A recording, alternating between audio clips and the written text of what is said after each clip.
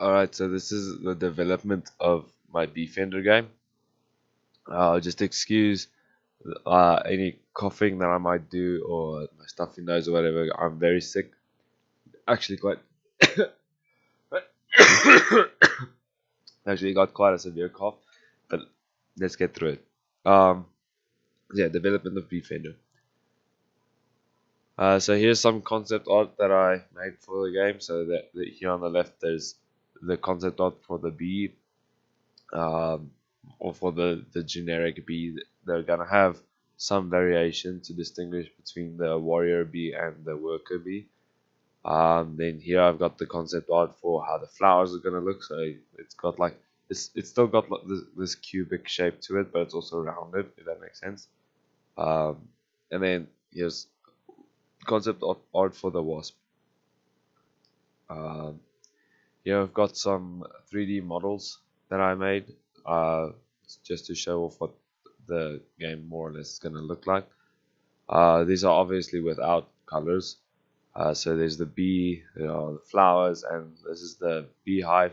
I might work a little more on the beehive because it doesn't quite look like a beehive. Um, it just looks like a very complicated box. Here I have my storyboard. So the player starts off with a close-up camera of their beehive, which they will manage. The player is then instructed to harvest a nearby flower for pollen. The player is introduced to the upgrading system, upgrading hive capacity, upgrading worker bee efficiency, upgrading warrior bee stats, etc. After this tutorial stage, the camera zooms out to reveal a bigger part of the map for the player to work with with more flowers and also more dangers. Um, Here the player is faced with their first wasp hive, which attacks the player's hive every now and then. So the player needs to either defend their hive or preemptively attack the wasp hive to get rid of it. Every minute or two, flowers can regrow or die of age, so the map is constantly changing. After reaching a certain level, the camera zooms out even more, again revealing more land to work with.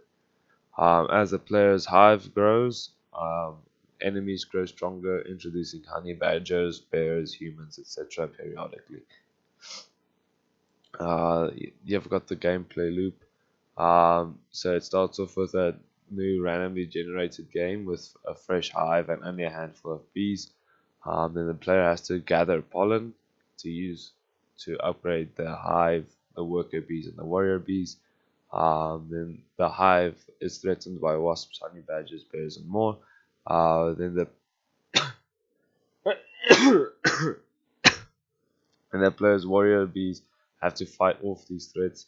If the warrior bees fail and the hive is destroyed, the game is over and restarts from step one.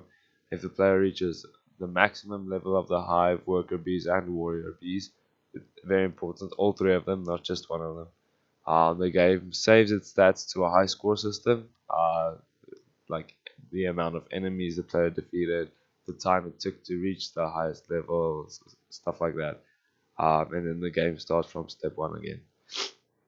I've added this little note here that the progress of the game will be lost if you exit the game. So um, it's kind of like a Risk of Rain where you have your runs, um, like every time you play, and then you just start again when you load the game up again. Let me go over to Unity just to show what I've got for the map generation so far.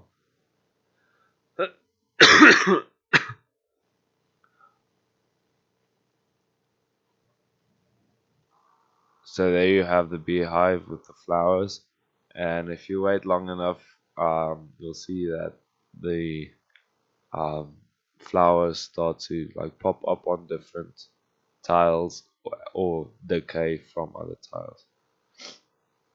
The decay thing takes a little longer than the regrowing thing, so if you leave it long enough, it is possible to have this entire map filled um, with flowers. There you go, that one there popped up. But yeah, this is what the game more or less is gonna look like. Yeah, there's a lot of flowers popping up now. So the camera will start off zoomed in on this area. Then it'll zoom out to about where it is now, and then it will zoom out even more. But yeah, that's about it. I don't want to take up too much time.